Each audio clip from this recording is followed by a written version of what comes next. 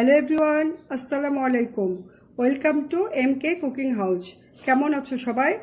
আশা করি সবাই খুব ভালো আছো, আমিও ভালো আছি। আজ আমি তোমাদের সাথে শেয়ার করব ভীষণ মজার এবং পুষ্টিকর একটা ডেজার্ট আইটেম। এটা হচ্ছে আমের পায়েস। এখন আমের সিজন, প্রচুর পাকা আম পাওয়া যায় বিভিন্ন রকমের। তাই পাকা আম দিয়ে কিভাবে খুব সহজেই পায়েস তৈরি করা যায় তার একটা রেসিপি আমি তোমাদের সাথে শেয়ার করব। তো চলো দেখে নিই আমরা এটা তৈরি করতে কি কি লাগছে।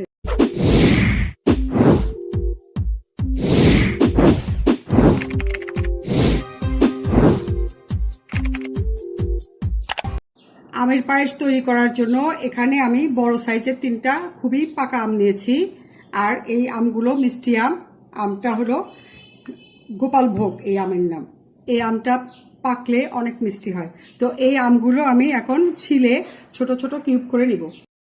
আমগুলো আমি ভালো করে ছিলে ছোট ছোট কিউব করে কেটে নিয়েছি। এই আমগুলো অনেক পাকা, কাটতেই অনেকটাই গলে গেছে, সমস্যা নাই। এটা অনেক মিষ্টি আম। আর যে কোনো ডেজার্ট আইটেমে আমটা মিষ্টি দিতে হয়, নইলে দুধের সাথে আমটা ফেটে যায়। এখন আমি এটা একটা ব্লেন্ডারের জারে নিয়ে নিব। এখানে আমি একটা ব্লেন্ডারের জার নিয়েছি। এখন এটার ভিতরে আমি এই কিউব করা আমের টুকরোগুলো দিয়ে দিচ্ছি। এগুলো আমি ভালো করে ব্লেন্ড করে নিব। আমটা আমি ব্লেন্ড করে আমের পিউরি বের করে নিয়েছি। তো আমের পায়েস বানানোর জন্য প্রথমে আমি আমের পিউরিটাই রেডি করে নিব। এখন আমি এটাতে চুলাতে নিয়ে যাব। আমের পিউরিগুলো জাল দেওয়ার জন্য এখানে আমি চুলার উপরে একটা প্যান বসিয়ে নিয়েছি। এখন এই প্যানের মধ্যে আমি এই পিউরিগুলো ঢেলে দিচ্ছি। যে কোনো ডেজার্ট আইটেম তৈরি করার জন্য আম ব্যবহার করলে সে আমটা একটু আমের পিউরিটা জাল দিয়ে পানিটা শুকিয়ে নিতে হয়, নইলে দুধের ভিতর দিলে যত মিষ্টি আমি হোক কিছুটা দুধ ফেটে যেতে পারে। সেজন্য এই পিউরিটা আমি ভালো করে জাল দিয়ে এর ভিতরে যে পানিটা আছে সেই পানিটা আমি শুকিয়ে নিব। এটার মধ্যে যদিও আমি এক্সট্রা পানি দেইনি, আমেরই পানি। আমের পিউরিটা আমি অনবরত নেড়ে নেড়ে এটা রান্না করে নিচ্ছি। এটা খুব সাবধানে নেড়ে দিতে হবে, নইলে একদম ছিটে ছিটে হাতে লেগে যেতে পারে।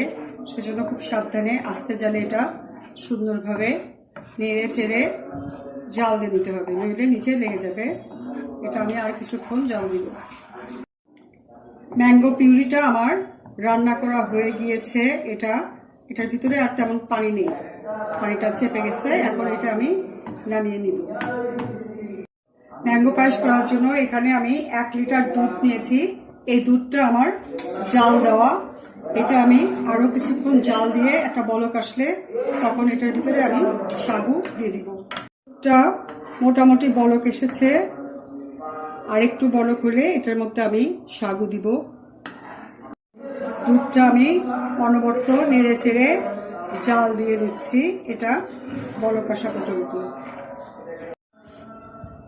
দুধের মধ্যে আমি এখন এটার মধ্যে বলক এসেছে, এটার মধ্যে আমি এখন 1/3 কাপ সাগু দিয়ে দিচ্ছি। এই সাগুটা আমি ধুয়ে দিইনি বা সিদ্ধ করে পানি ঝরিয়েও দিইনি, ডাইরেক্ট দিয়ে দিয়েছি। কারণ সাগু জাল হয়ে একদম ঘন হয়ে যাবে যখন, পায়েসটা ঘন খেতেই ভালো লাগে। আর যদি এটা আমি ধুয়ে দিই তাহলে সাগুর ভিতরে যে সুন্দর একটা ক্রিমি ভাব আছে, ওই ভাবটা চলে যায়, ঝরঝরা হয়ে যায়। তো আমি এখানে ঝরঝরা চাচ্ছি না, চাচ্ছি ওই সাগুর ক্রিমের অংশটাও। সেজন্য আমি ডাইরেক্ট সাগুটা দিয়ে ভালো করে জাল দিয়ে দিচ্ছি। সাগুটা আমি কন্টিনিউ নেড়ে নেড়ে ভালো করে দুধের ভিতর জাল দিয়ে নিচ্ছি। কন্টিনিউ না নাড়লে এটা সাগুটা নিচে তলানিতে আটকে যেতে পারে, সেজন্য এটা নাড়া বন্ধ করা যাবে না। এই পর্যায়ে আমি এটার ভিতরে 1 চিমটি লবণ দিচ্ছি। যে কোনো মিষ্টি আইটেমের মধ্যে সামান্য একটু লবণ দিলে মিষ্টির ব্যালেন্সটা খুব ভালো হয়। আর এটার মধ্যে আমি চিনি দিব একদম শেষে, নইলে চিনির থেকে পানি বের হয়ে দুধটা লিকুইড হয়ে যাবে। দুধের ভিতরে সাগুগুলো ফুটে উঠেছে। এই পর্যায়ে আমি এটার ভিতর দিব 1/3 কাপ চিনি। চিনিটা তোমরা নিজেদের পছন্দ মতো মিলিয়ে নিও। চিনি মিষ্টি বেশি খেতে চাইলে চিনি বেশি দিবে, কম খেতে চাইলে কম দিবে। এখন আমি এটা আরো কিছুক্ষণ জাল দিয়ে দিব। পায়েসটা আমার হয়ে গিয়েছে। এখন এটার মধ্যে আমি আগে থেকে করে রাখা ম্যাঙ্গো পিউরিগুলো মিশিয়ে দিব।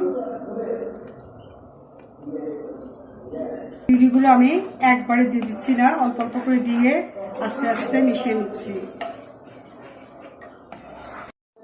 আমের পিউরিগুলো আমার ম্যাক্সিমাম এটার ভিতর দিয়ে দিয়েছি এবং এটা এখন নেড়ে ঠান্ডা করে আমি এটা নর্মাল ফ্রিজে রেখে পরে সার্ভ করে দেব। ম্যাঙ্গো পায়েসটা আমি ফ্রিজে রেখে ঠান্ডা করে নিয়েছি। এখন আমি এটা বাটিতে সার্ভ করে দিব। এখন আমি পায়েসটা একটা বাটিতে সার্ভ করে দিচ্ছি। এই পায়েসের মধ্যে আমি অন্য কোনো মশলা অ্যাড করিনি, জাস্ট ম্যাঙ্গো পিউরিটাই দিয়েছি যেন একটা আম গন্ধ হয়। পায়েসটা আমি বাটিতে সার্ভ করে দিয়েছি। এখন এটার উপরে আমি ডেকোরেশনের জন্য একটু ম্যাঙ্গো পিউরিগুলো যেগুলো অবশিষ্ট ছিল সেগুলো এটার ভিতর দিয়ে আমি একটু সাজিয়ে দিব। এভাবে চতুর্দিকে দিয়ে আমি এটা সাজিয়ে এটার ভিতরে ডেকোরেশন করে দিচ্ছি। ম্যাঙ্গো পিউরিটা আমি উপরে দিয়ে দিয়েছি। এখন এটার উপরে আমি একটু হেভি ক্রিম দিব, জাস্ট এটা ডেকোরেশন করার জন্য। এখন একটা কাঠি দিয়ে এটা আমি একটু গোল গোল করে দিব, তাহলে একটু সুন্দর ডিজাইন হবে।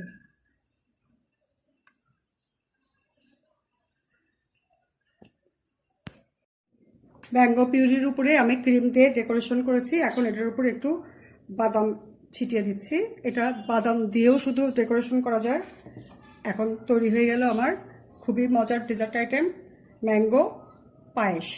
এটা তোমরা অবশ্যই বাসায় ট্রাই করো, আর ভালো লাগলে অবশ্যই আমাকে লাইক দিও, কমেন্ট করো, বন্ধুদের সাথে বেশি বেশি শেয়ার করো।